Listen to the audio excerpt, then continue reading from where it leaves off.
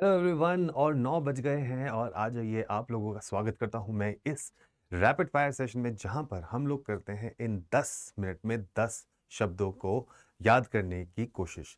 इनको हम कोशिश करते हैं अपनी टेक्निक्स, एटिमोलॉजी और निमोनिक्स से याद करने के लिए। और आपको पता है कि जब कभी भी आपको वोकैबुलरी याद करनी होती है तो हो जाती है बड़ी सारी प्रॉब्लम, क्योंकि इतनी सारी वोकैबुलरी है, इतने सारे वर्ड्स हैं, तो कितने याद करें और कितने छोड़ें, ये हमेशा एक कन्फ्यूजन हमारे दिमाग में रहता है। तो इसी कन्फ्यूजन को दूर करने के लिए मैंने आपके लिए सोचा कि आपके लिए मैं कम समय में आपको ज़्यादा वर्ड कराने की कोशिश करूंगा। तो उसी के लिए आपके लिए ये है 10 ऑन 10, जहां पर हम करते हैं 10 वर्ड्स बहुत एक रैपिड फायर तरीके से। तो फटाफट से चलते हैं हम।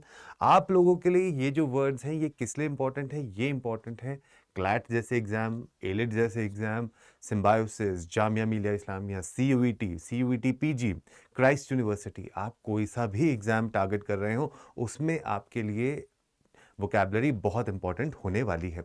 इसी वजह से आपके लिए ये हमारे पास बैच भी है, जिसको हम बोलते हैं हसल बैच, जो आप जाके ले सकते हैं। इस हसल बैच को लेने के फायदे आपको बता देता हूं कि एक तो आपको मिलेगा बेहतरीन जो फैकल्टी है हमारी, उसका एक साथ आपको मिलेगी मेंटोरशिप।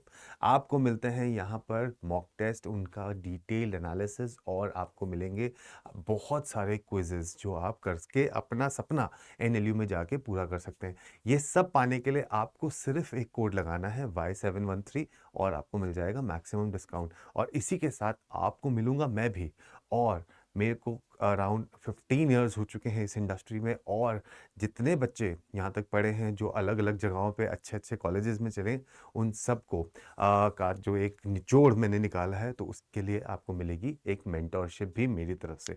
तो आप जाके फटाफट से ये बैच ले सकते हैं कोड लगा के Y713। उसी के साथ साथ अगर आप MHCT की तैयारी कर रहे हैं और CUET PG की तैयारी कर रहे हैं, तो भी आपके लिए बैचेस हैं जो कि आपके सामने है, टाइटन बैच और विक्ट्री बैच। आप जाके इसको ले सकते हैं, जहां पर आपको भरपूर तैयारी करवाई जाएगी, आपके पास बहुत टाइम है। और आपको पता है, जो जल्दी स्टार्ट करते हैं, अर्ली मूविंग एडवांटेज जिसको हम बोलते हैं, वो आपको मिल जाएगी, और आप भी एक अपने बेहतरीन कॉलेज में पहुंच जाएंगे, जहां से आपका करियर एक रॉकेट की स्पीड पे आगे बढ़ जाएगा। तो आइए, तो पहला वर्ड जो आज हमको करना है उसको हम बोलते हैं सार्डोनिक। क्या बोलते हैं हम उसे? सार्डोनिक। और जैसे ही ये नाम आपके सामने दिखाई दे रहा है आपको, सार्कास्टिक प्लस आयरॉनिक। अगर कोई एक इंसान जो दोनों हो, somebody who is bitter, somebody who is किसी को नीचा दिखाने में मजा नहीं आता, कहीं जो लोग रिडिक्यूल करते रहते हैं, आपने पुरानी पिक्चरों में देखा होगा, जब लव स्टोरीज बनना करती थी और उसमें एक वेल्दी फैमिली की लड़की होती थी और थोड़ा सा हम्बल बैकग्राउंड से लड़का होता था, तो उस जो बाप होता था लड़की का, वो कैसे उसको नीचे दिखाता रहता, तो that is called sardonic. So mocking, cynical. आपको अगर याद होगा तो सुनील शेट्टी की जो मूवी थी धड़कन, जिसमें बोलता था, "ऐ, तुम किसी और की हो जाओ, ऐसा हो नहीं सकता", ठीक है, समथिंग लाइक दैट। और उसमें जो शिल्पा शेट्टी के फादर होते हैं, वो उसको उसके जूते में छेद दिखा के नीचा दिखाते हैं, तो that is being sardonic. So his mouth twisted into a sardonic smile. कई बार होता है ना कि जैसे आप करते करते करते and you just smirk on somebody, कहते हैं। Alright, so this is what we call as sardonic. Next word is sybarite. Sybarite is who always see bright, जो कि ना, जो मतलब सिर्फ पैसे और वेल्थ से अट्रैक्ट हो जाए, उसको हम बोलते हैं sybarite. So sybarite as a person addicted to luxury and pleasures of the senses. मतलब जो सिर्फ पैसे को देखकर आकर्षित हो जाए, अट्रैक्ट हो जाए उसकी तरफ, लग्जरीज ऑफ लाइफ की तरफ, उसको हम बोलते हैं sybarite. So because she love luxury, everyone called her a sybarite. क्योंकि उसको लग्जरी पसंद थी, तो उसको इसलिए उसे साइबराइट बोलते थे, और ये एक नाउन है। अगला वर्ड जो है is abeyance. What is abeyance? Abeyance is something that is disobedience leads to suspension. ठीक है, so to doldrums, dormancy, quiescence, suspension. अब abeyance क्या होता है? जब आप शांत हो जाएं। जैसे किसी ने बहुत साल काम कर लिया और बीच में थोड़ी देर के लिए सबैटिकल ले लिया, तो उसको बोलते हैं ही वॉज इन अबेयंस। शांत थे वो, बिल्कुल मिसिंग थे फ्रॉम एक्शन, तो that is called abeyance. So ठीक है, so that is something who is quiescence, quiescence मतलब क्वाइट, सस्पेंशन, डॉर्मेंट थे, थोड़ा लोकी थे। So the project was held in abeyance, मतलब the project was held and was quiet, ठंडे बस्ते में उसको हमने डाल दिया था, तो that's called abeyance, so that is a noun. Next word जो आपके लिए है इज इम्पेटुअस। What is इम्पेटुअस?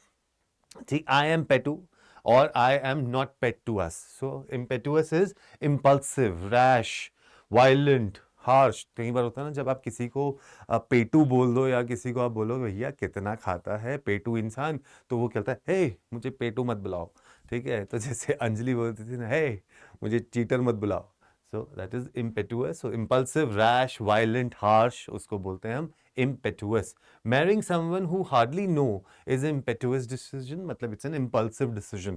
कई लोग करते हैं ना impulsive buying, impulsive shopping कर लेते हैं, उसको हम क्या बोलते हैं? Impetuous. Next word is impugn. Impugn का etymology क्या होता है? Pugn Latin means to fight. So impugn का मतलब होता है somebody who is aggressive. और इसको आप कैसे याद कर सकते हो? इसको आप याद कर सकते हो पग, ठीक है, पग से, तो ना जो ब्रीड है डॉग की, उससे आप इसको याद कर सकते हो। So to challenge, to fight over a fact. So are you impugning my competence as a professional designer, मतलब आर यू डाउटिंग, आपको कोई डाउट है मेरे प्रोफेशनल डिजाइनर की कॉम्पिटेंस पे? ठीक है, the father didn't impugn her capabilities of being a mother, मतलब उसको कभी भी उतना दर्जा नहीं दिया गया, ठीक है ना। सो उसको चैलेंज कर दिया गया, फाइट कर दी गई किसी चीज के ऊपर, दैट्स कॉल्ड इम्प्यूग। अगला वर्ड इज अम्ब्रेज, और अम्ब्रेज को आप याद कर सकते हो फ्रॉम हैरी पॉटर। किससे आप याद कर सकते हो? From Harry Potter. तो हैरी पॉटर से अगर आप याद कर सकते हो तो उसमें एक अम्ब्रिज करके एक प्रोफेसर थी, प्रोफेसर अम्ब्रिज। तो ये हमेशा गुस्सा ही रहती थी, इरिटेटिंग रहती थी। सो अनॉयंस, ऑफेंस, ठीक है ना, तो आप वैसे कर सकते हो उसको याद, umbrage. So umbrage is somebody who is full, filled with anger, somebody who's filled with annoyance, somebody who's filled with offense, उसको बोलते हैं हम अम्ब्रेज।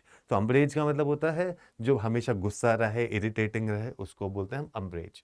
नेक्स्ट वर्ड जो देखते हैं हम, सेलियंट। आपको पता है किसी भी चीज के अगर आप बोलते हो सेलियंट फीचर्स क्या हैं, तो what are the salient features? Something that is important, something that is noticeable, ठीक है, रिमार्केबल, जो किसी चीज के प्रोमिनेंट फीचर्स होते हैं उसको हम बोलते हैं सेलियंट फीचर्स।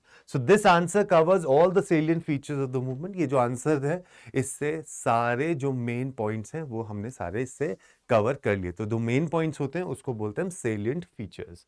ठीक है, अगला देखते हैं इम्पास। इम्पास क्या होता है? From things that you can not pass, जिससे आप क्रॉस नहीं कर सकते। Something that is a dead end, something that is a dead lock, ठीक है, something that is a situation where there can't be any progress. कि वो बोलते हैं ना, यार we need to be a little open minded because this discussion is not going anywhere. So when the discussion is not going anywhere, so you can say it's has reached a dead end, it's reached a impasse, ठीक है। तो जहां पर कोई आगे जाके रास्ता नहीं दिखाई दे रहा हो उसको हम बोलते हैं impasse, ठीक है। अगला देखते हैं अक्रू। आप में से जितने लोग अगर क्लास ट्वेल्थ में आपने अकाउंट्स पढ़ी होगी तो आपने अक्रूड इनकम्स और ये पढ़ा होगा। सो अक्रू क्या होता है? जो इकट्ठी की जा सके, जो की गई हुई, तो अक्यूमुलेट, ठीक है, collect, gather, result, arise, amass, build up, that's called accrue. क्या कहते हैं उसे हम? Accrue. So financial benefits will accrue from restructuring, उसको हम बोलते हैं अक्रू, मतलब किसी चीज को इकट्ठा कर देना, किसी चीज को अक्यूमुलेट कर लेना, उसको बोलते हैं हम अक्रू, ठीक है। फिर नेक्स्ट वर्ड क्या है आपके पास? The next word is tumultuous. Tumultuous क्या हुआ?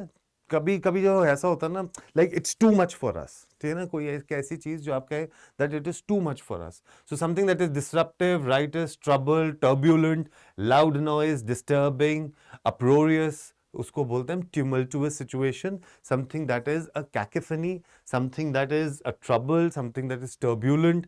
जैसे बोलते हैं ना, we have a turbulent relationship, or there is a turbulence outside because of weather, तो that is called tumultuous। जब आपके दिमाग में ना बहुत ज़्यादा चीज़ें चल रही हों तो आपका दिमाग भी कहता है अरे बस कर भाई, मेरा दिमाग अब फट जाएगा। तो जब आपका दिमाग उस सिचुएशन पे पहुंच जाता है, जब आप बोलते हो यार बस कर अब तो फट जाएगा मेरा दिमाग, So that is what you're trying to say is tumultuous. So there was a tumultuous applause. Tumultuous मतलब thunderous applause, बहुत तेज. तो मैं कहता हूँ अरे भाई आज तो मतलब क्या ही हो गया. So ये है इसका पॉजिटिव साइड. और दूसरा द क्राउड वॉज tumultuous. इसका क्या मतलब हुआ डिसऑर्डरली. तो इसको क्या बोलेंगे this is the negative side. तो ये वर्ड डिपेंड करता है कि आप कैसे सिचुएशन में इस वर्ड को यूज करते हैं, पॉजिटिव या negative. So tumultuous is something that is disruptive, disturbing, uproarious. All right, depending on which way you are using this particular word. ठीक है, अगले उस पर चलते हैं. ऑलराइट, सो अब आपके पास ये सारे के सारे लॉ बैचेस हैं. आपके पास हसल बैच है, आप जो ले सकते हैं. सुप्रीम बैच फॉर एलेट है. Achievers plus batch for CUET LLB. उसके बाद victory batch for MHCET. Titan batch है आपके पास.